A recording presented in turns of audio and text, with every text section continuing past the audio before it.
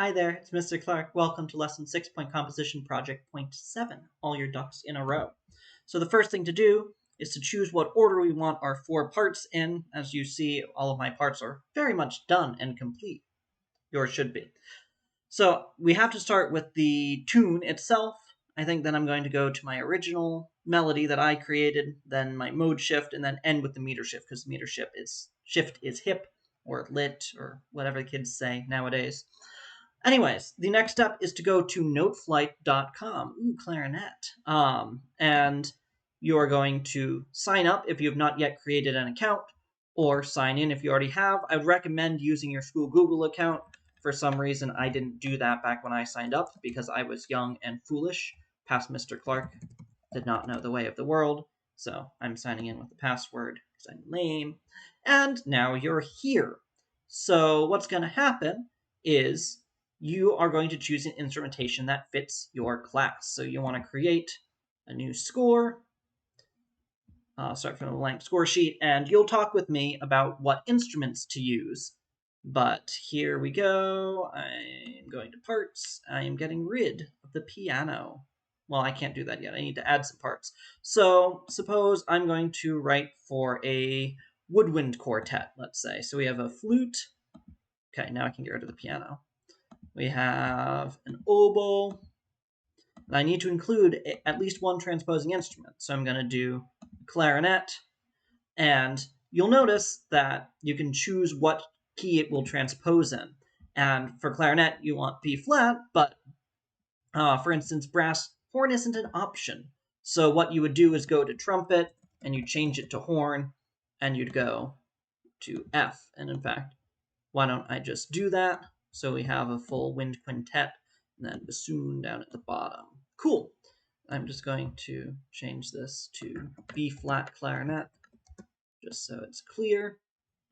Then F horn, just so I remember, or you remember as you watch me. So right now, it is not a transposed score.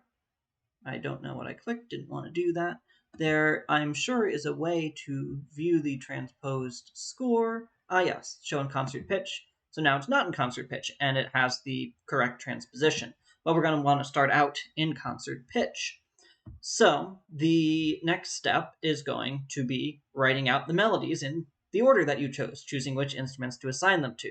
You don't need to watch me do that, so I'm going to pause this. Actually, it occurred to me that watching some of this might be useful. So I've entered this much. Now it's like, oh no, I'm out of measures. So what I'm going to do is I'm going to add some more measures so I have room to work with, whatever. There's probably a way to... Yeah, I'm going to view it as just a constant strip so I don't have to worry about page formatting. But one thing I can do is click on the first measure, hold down Shift, click on this measure, Control-C or Command-C if you're on a Mac, then click where I want to paste it, and then Control-V, Command-V if you're on a Mac. Boom, it's there again. So the way that I do it is I type a letter name. You can also point and click if that's more your speed. But I'm used to typing letter names. Control plus up or down arrow will move it up or down an octave. So, but that's not even a note I want. I want an F. So, and then I type the note first, or click the note, and then I click on the rhythm that I want to change it to. If I want to dot it, so I write half note and then dot. That's A, it's too high, Command down arrow.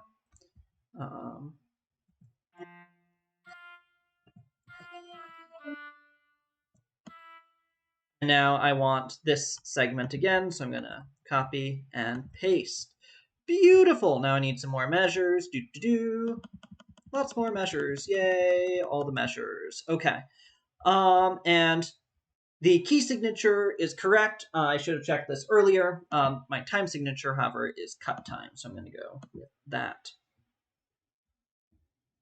Where did that happen?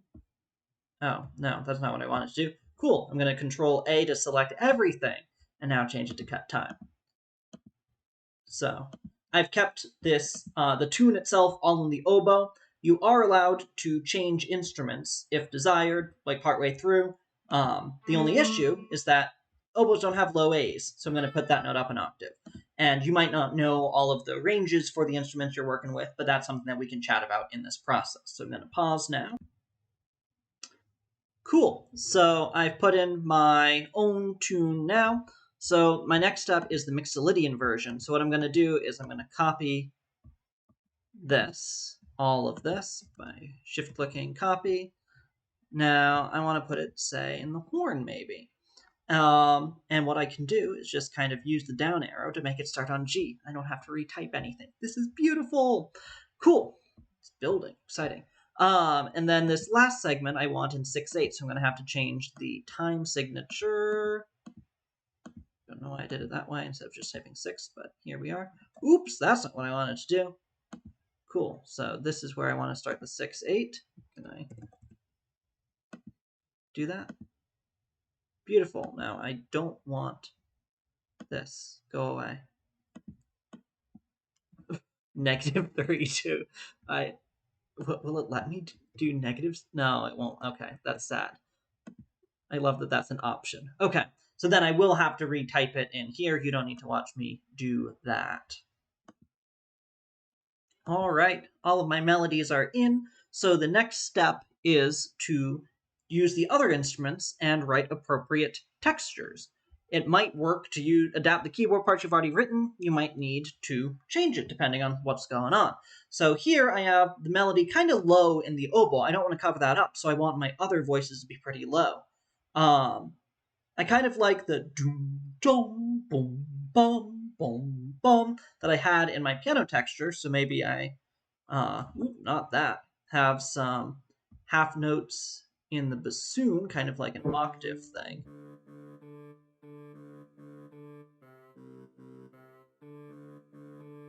Then horn and clarinet filling in the offbeats. Well, that's a 4 chord there.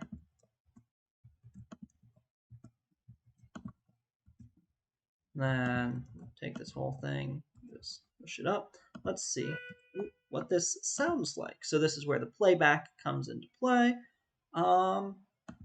Let's see if the audio goes through to the video. I hope it does.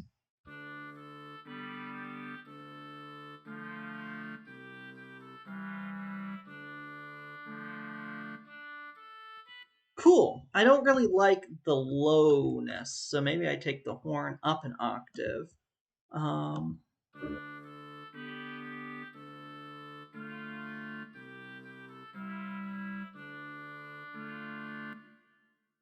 Like that better. I think I do want to switch, go back to edit mode, sorry, and have the horn on the bottom still. So I'm gonna just... So just switch those back and hear how that sounds.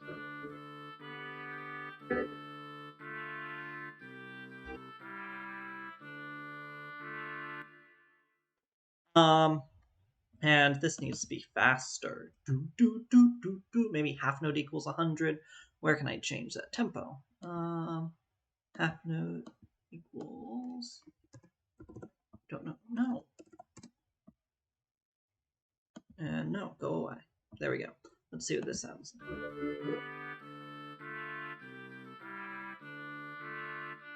Cool. Okay. So then, if you want to make it more interesting, you can, but, copy paste works perfectly fine. Yeah. I don't have to change it for the middle. It's D. Why do you make this so hard? Cool. Okay, so that's all that.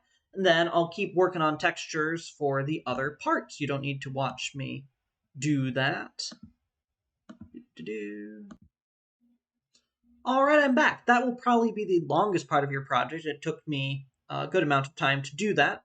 So just like looking visually, you can see that there's one texture here for this first segment. There's a new texture here for my original melody that I wrote. For the horn Mixolydian thing, bam. new texture, and then 6.8 obviously looks very different. So I'll give you a chance to listen at the end. Oh, nope, we want to save. So yeah, hitting save often is a good thing to do. You're going to want to add dynamics. You're going to want to add articulations. You're going to want to add a tempo mark. I've already added a tempo mark for the playback. You can do that up here with the tempo. Then when we go to 6.8, I clarified that it's the same macro beat. We stay at 100 there. So for articulation, by clicking on the menu over here, it'll appear up there. So I'm not going to add too much right now, but when I was going over here, this is something I would pay a lot more attention to.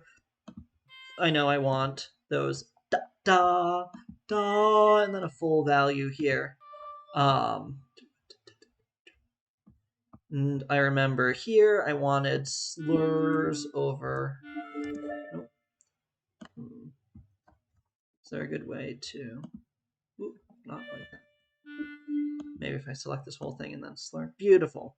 I wanted full measure slurs over those. There are many more places I want to add articulations. I'm not going to do that for the sake of time. Same thing with dynamics, where here at the beginning, maybe I want the oboe and the bassoon a little bit louder. So expression text or Control+E. Get rid of the U, so Control+E, and then I can type whatever I want there, and then it'll turn into fancy dynamic font.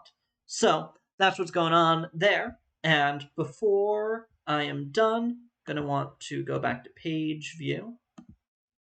And I'm going to want to make sure I title it. So this would be Noël Nouvelet, and I am the composer. Woo! So no lyrics, no lyricists. If you had lyrics, original lyrics, then you would put them there. But before I leave, I want to let you hear what I've come up with.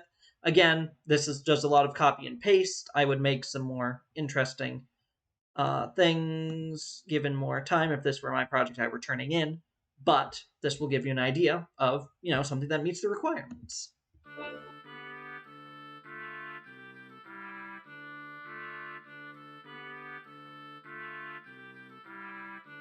Maybe add a flute counter line here.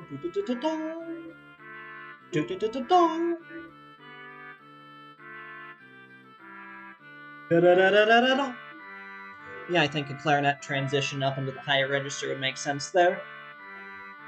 Dynamic change, make the second phrase softer. I've added a little bit of a change, adding this oboe and flute counter thing.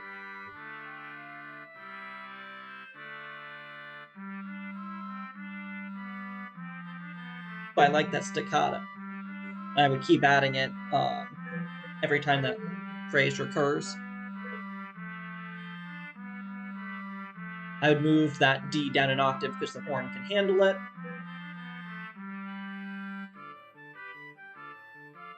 Probably a better transition into the 6/8. Some triplets in the bassoon in that last measure of cut time would help smooth that over. This definitely needs to be pianissimo.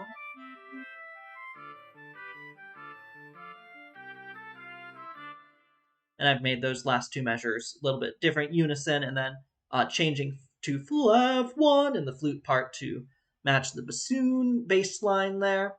So definitely louder at the end, and yeah. So I've talked you through some of the things that I would add if I were spending more time on this. Trying to think. Yeah, so the way you're going to turn this in, you're going to save this, you're going to turn you're going to want to turn in a concert pitch score. But then when you go to print, you're going to want full score and individual parts. Maybe you're not able to do that. Print individual parts. Cool. So, is there a way you can... Well, you may just be able to submit a full score. So that is what it is. Let me pause and see if I can figure something out. All right, so I thought that Noteflight would print individual parts.